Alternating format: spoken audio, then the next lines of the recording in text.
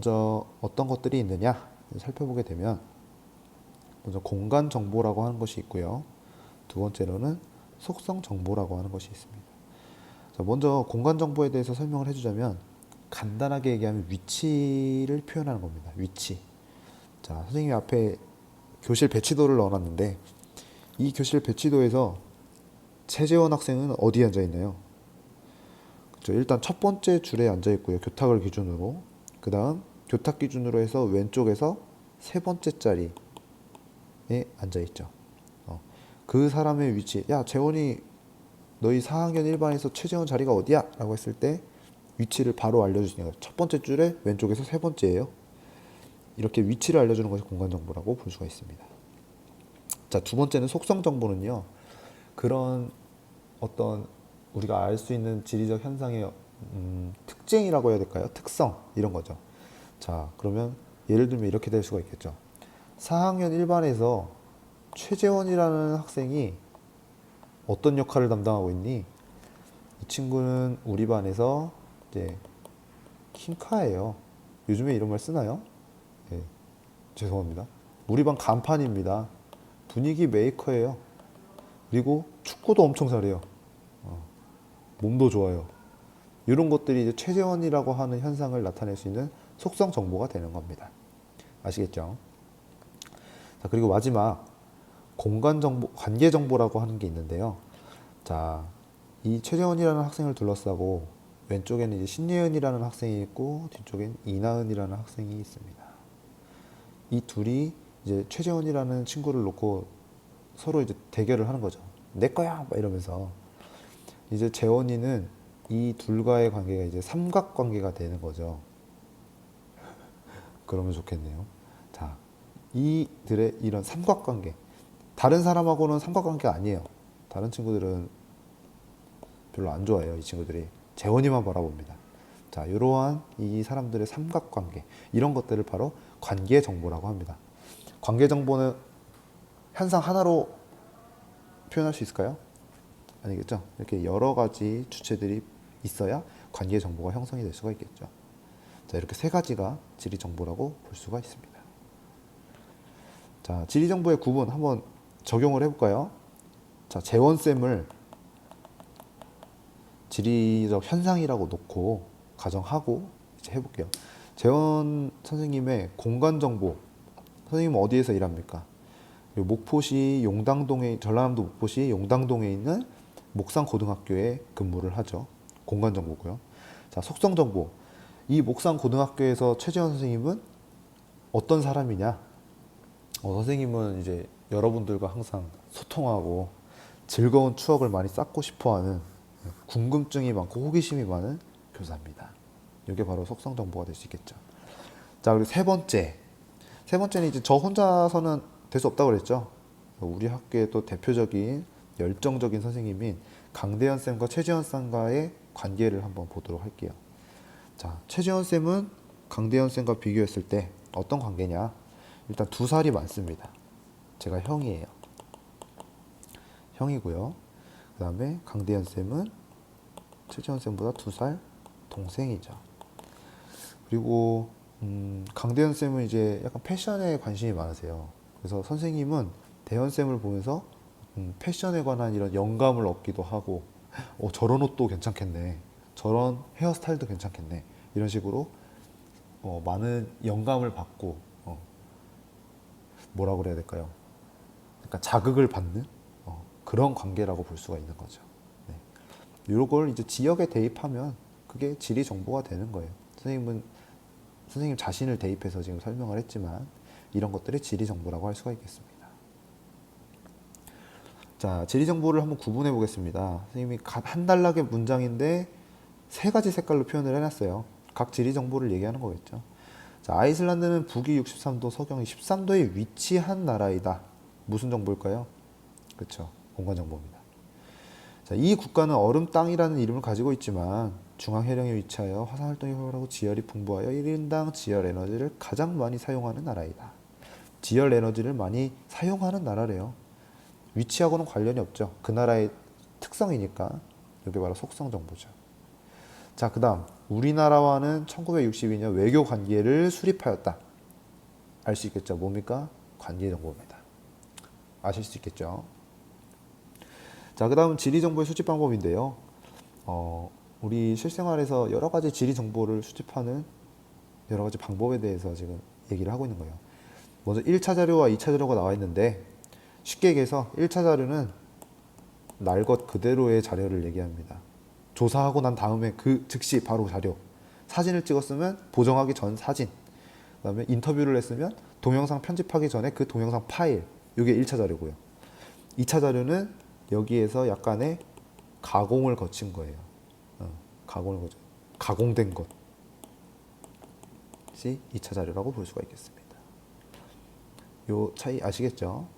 그래서 2차 자료를 수집할 때는 뭐 이제 문헌조사, 인터넷 활용, 지도 분석, 원격 탐사 이런 것들을 많이 하는데요.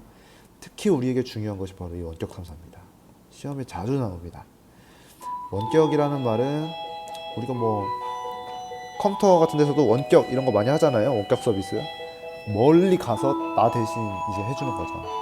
우리 인간이 직접 탐사하기 힘든 굉장히 뭐 지형이 험준한 곳이라던가 기후가 혹독하게 춥거나 더운 곳 이런 곳은 직접 가기 힘들잖아요. 그래서 인간 대신 항공기나 인공위성을 통해서 정보 수집을 하게 되는 거죠. 자, 이렇게 해서 만들어진 여러 가지 통계 지도는 이렇게 5개가 됩니다.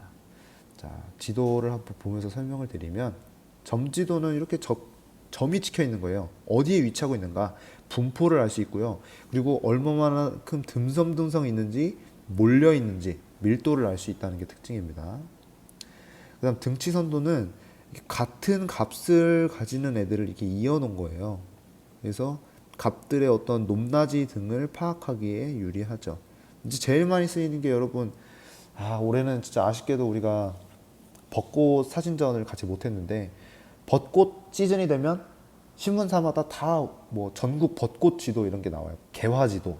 그래서 어디부터 벚꽃이 며칠 날 개화를 시작하는가.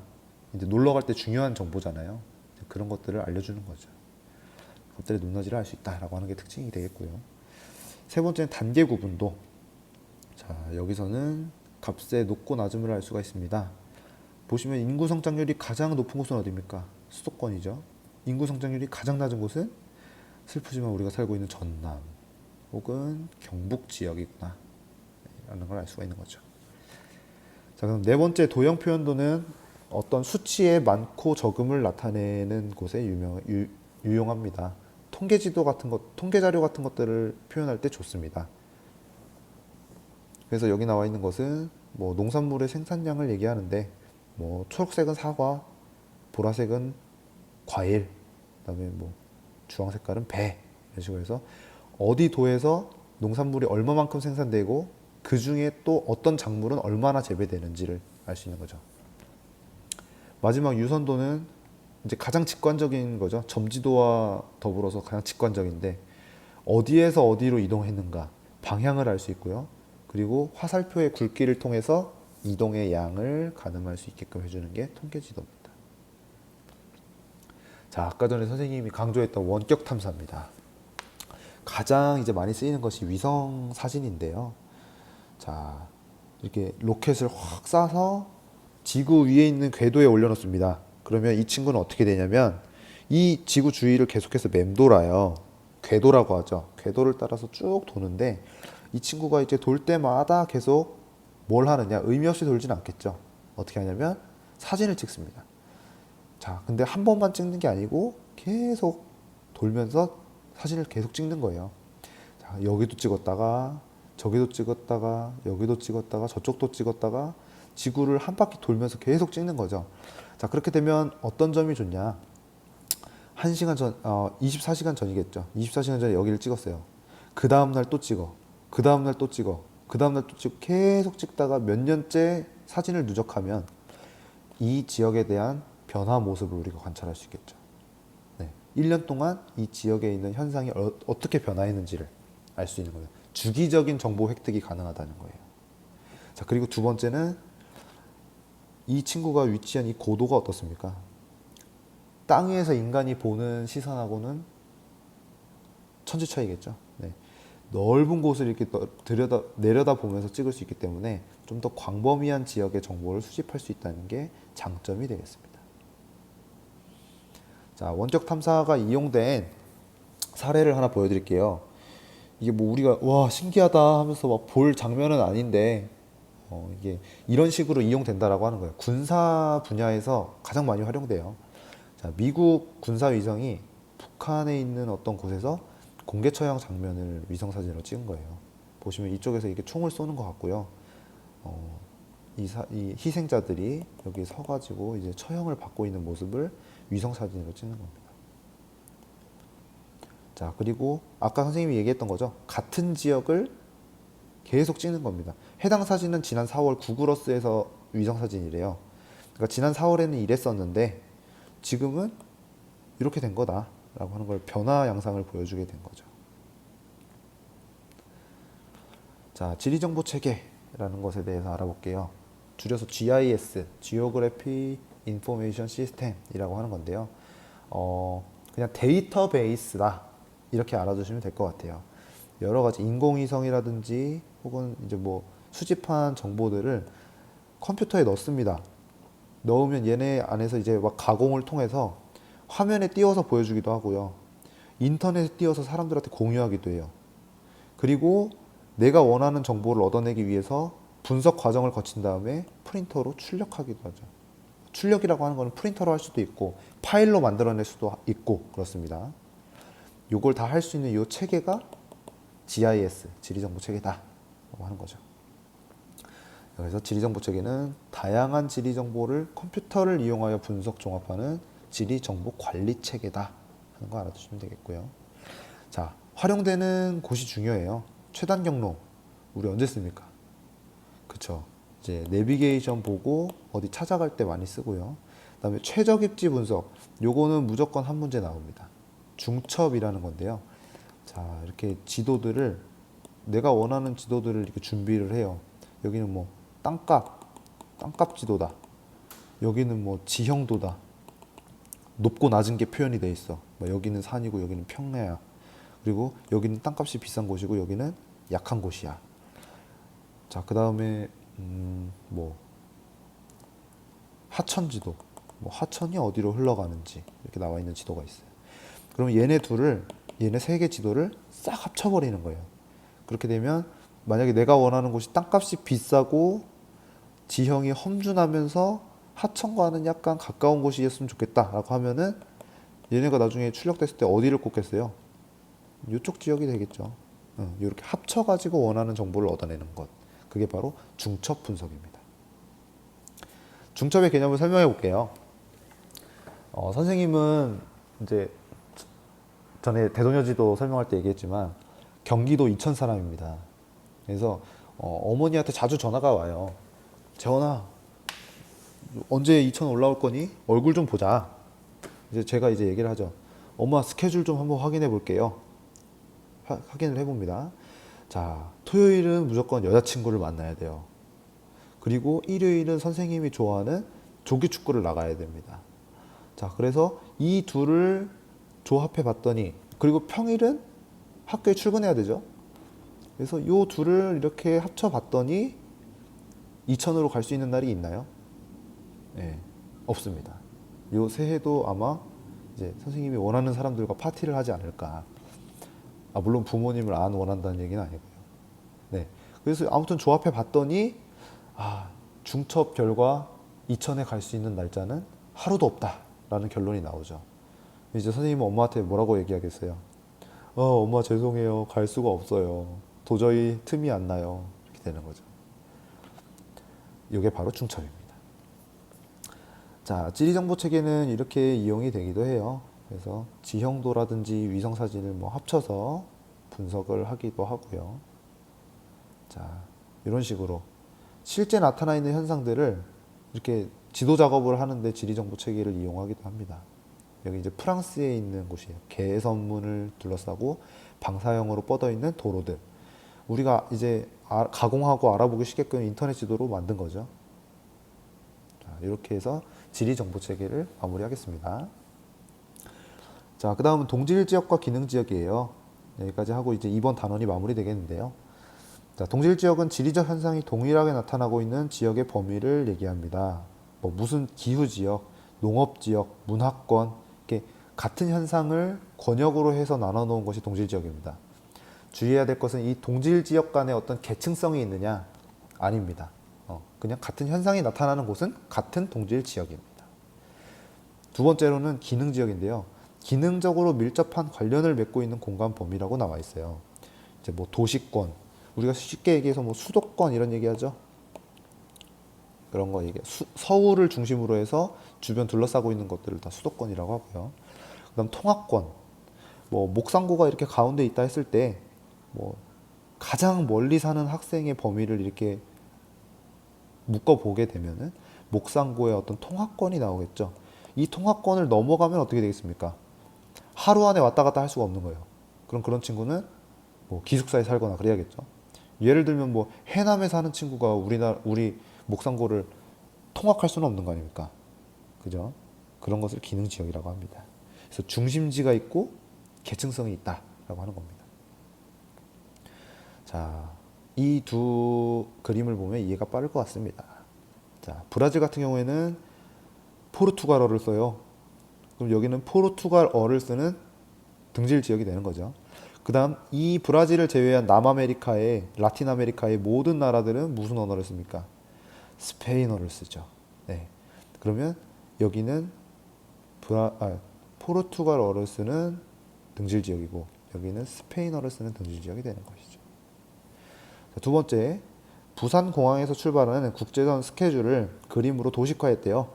자, 그러면 여기는 아까 말했던 것처럼 중심지가 있고 중심지가 미치는 영향 범위가 나타나게 되는 거죠.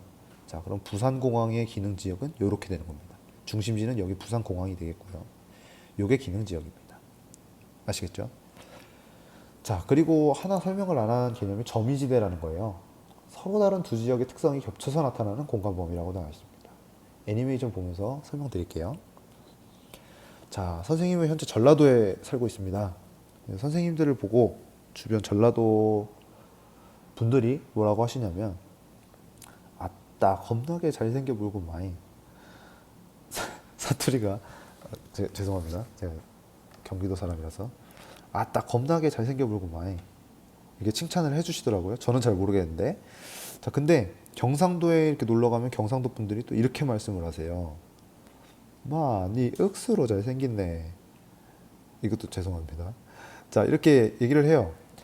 왜냐하면 두 지역에서 사용하고 있는 언어 방식이 다르잖아요. 사투리가. 자, 근데 요 두 지역이 만나는 요 가운데 지역에서는 과연 어떤 말을 쓸까라는 거죠. 자, 이쪽으로 갈수록 전라도 사투리는 심해질 겁니다. 이쪽으로 갈수록 경상도 사투리는 심해지고요. 근데 이 가운데 지역에 사는 사람들은 전라도 말씨도 섞이고 경상도 말씨도 섞여서 약간은 중간적인 성격을 띠게 될 겁니다. 말투가. 그런 곳을 바로 점이지대라고 해요. 우리나라에서 가장 대표적인 점이지대가 경남 하동군에 있는 뭐 어딜까요? 화개장터라는 곳이 있습니다. 나중에 노래 영상도 보여주면서 한번 설명을 할 기회가 있을 거예요. 그러니까 A 지역의 특성도 나타나고 B 지역의 특성도 섞여서 나타나는 곳입니다. 자, 그 다음은 분수계라는 개념을 아까 선생님이 설명을 안 한 것 같아서 좀 알아보기 쉽게 설명을 한번 해볼게요. 대동여 지도에서 아까 산줄기가 분수계 역할을 한다라고 했었죠. 자, 산줄기의 이런 끄트머리, 제일 높은 지역을 이렇게 이은 선을 능선이라고 해요. 능선을 이렇게 이으면 이 안에 이렇게 비가 내린다고 상상을 해봅시다. 물이 어디로 흐를까요? 그쵸. 낮은 곳을 향해서 이렇게 흘러나가면서 지들끼리 또 합치는 거예요. 이렇게 큰 강을 만들어서 바다로 흘러갈 겁니다. 그래서 이 A라는 지역에 내리는 비인물과 B 지역에 내리는 빗물을 나눠주는 역할을 하는 요 부분을 바로 분수계라고 하고요. 그리고 이 강을 만드는 요 지역이 다 이 강을 만드는 물들이 모이는 곳이죠. 여기를 바로 하천 유역이라고 부르는 거예요. 여기를 만약에 C 하천이라고 한다면 C 하천 유역이 되는 겁니다. 이곳의 면적을 유역 면적이라고 부르게 되는 거고요. 이게 분수계라는 것의 개념입니다. 그리고 이곳에 흘러내리는 빗물들은 C강을 만들지만 이곳에 내리는 빗물들은 다시 또 다른 강을 만들어서 흘러나가겠죠. 다른 하천 유역에 속한다. 보시면 될 것 같습니다. 자, 오늘은 여기까지 하겠고요. 우리는 다음 시간에 지질시대 공부할 때 다시 만나도록 하겠습니다. 수고하셨습니다. 자, 그리고 그 다음 지리정보의 개념에 대해서 한번 알아보도록 하겠습니다. 자, 지리정보는 크게 두 가지로 분류가 가능한데요. 먼저 어떤 위치나 어떤 지리적 현상의 위치라든지 좌표를 알려주는 공간정보가 먼저 나타날 수가 있습니다. 공간정보는 이제 위치라든지 좌표값 같은 것들을 의미를 해서 어디에 위치하고 있는가를 알려주는 정보가 바로 공간정보겠습니다. 자, 그리고 두 번째 속성 정보는요, 그 지리적 현상의 특징에 대해서 알아보는 거예요. 예를 들면 목산고등학교는 뭐 목포의 중앙부에 위치하고 있다라고 하는 것은 공간 정보에 해당하겠고요. 그다음 그 목산고등학교의 특징에 대해서 알아보는 것은 속성 정보입니다. 뭐 예를 들어서 목산고등학교가 배출해낸 위인들에는 뭐 김대중 대통령과 법정 스님이 있다. 그리고 지금은 뭐 약 1000여 명 가량의 학생들이 재학 중이다라고 하는 것들은 속성 정보에 들어간다고 보시면 됩니다. 그래서 속성 정보는 뭐 쉽게 얘기하면 인구수, 뭐 면적, 그 지역에 살고 있는 사람들의 뭐 소득 수준 이런 것들이 속성 정보에 해당한다. 알아두시면 되겠습니다. 자, 그리고 알아볼 것은 지리정보 체계라는 개념인데요. 이것도 항상 기출문제에서 한 번씩은 등장하는 것 같아요. 지리정보 체계라는 것에 대해서 한번 설명을 해보면 GIS라고 대문자로 적어놨는데 어떤 것의 약자냐면요. Geographic Information System, 지리 정보 시스템이라는 것의 앞글자를 딴 거예요. 뭐냐? 가장 쉽습니다.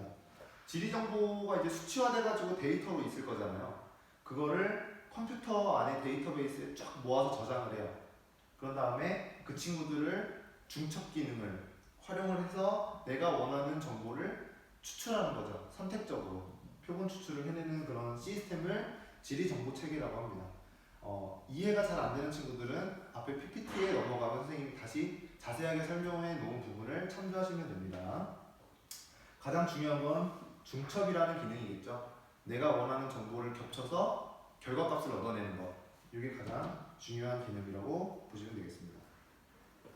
자, 이제 7, 8번 마지막입니다. 지리정보의 수집 방법은 크게 두 가지로 나눠볼 수가 있어요. 자, 실내에서 조사하는 방법과 실외에서 조사하는 방법이 있는데요. 실내 조사는 뭐 우리가 실내에서 할 수 있는, 쉽게 말해서 그런 방법들을 얘기를 해요. 뭐 지도를 볼 수도 있고요. 종이 지도든 인터넷 지도든, 그다음에 여러 가지 통계 자료라든지, 그다음에 뭐 도서관에 있는 뭐 문헌들, 그다음에 신문 기사들, 이런 것들을 참조하는 것이 실내조사가 되겠고요. 실외조사는 우리가 밖으로 나가서 자료를 취득하는 행위가 되겠죠. 그래서 실제 나가서 우리가 할 수 있는 방법에는 어떤 것들이 있냐면 직접 거기에 살고 있는 주민들을 인터뷰하거나 아니면 사진을 찍는 그런 행위들이 있을 수가 있겠죠. 자료를 얻어내기 위해서. 자, 이 실외조사 방법 중에 요즘에 가장 주목받고 있는 그 실외조사법이 뭐냐면 원격 탐사라는 방법입니다. 자, 원격 탐사는 꼭 중요하게 알아두세요. 자, 주로 이용되는 것은 인공위성이나 항공기입니다. 어떤 점이 좋을까요? 그렇죠. 우리가 인간이 직접 가기 어려운 곳이라든지 혹은 우리가 주기적으로 관찰하기 어려운 현상들을 인공위성은 계속해서 주기적으로 돌잖아요, 지구를. 그래서 한 번 돌 때마다 찰칵, 두 번 돌 때마다 찰칵, 이런 식으로 어떻게 변하는지를 볼 수가 있는 거죠. 그리고 또 굉장히 높은 고도에서 쳐다보기 때문에 인간이 바라보는 시야보다는 훨씬 더 넓은 지역을 지속적으로 관찰할 수 있다는 장점이 있습니다. 항공기도 마찬가지겠죠. 원격 탐사 방법이 요즘에는 잘 쓰이고 있다. 자, 마지막 지역 부분에 대해서 알아보게 되면은, 자, 등질 지역은 어떤 현상이 동일하게 나타나는 지역입니다.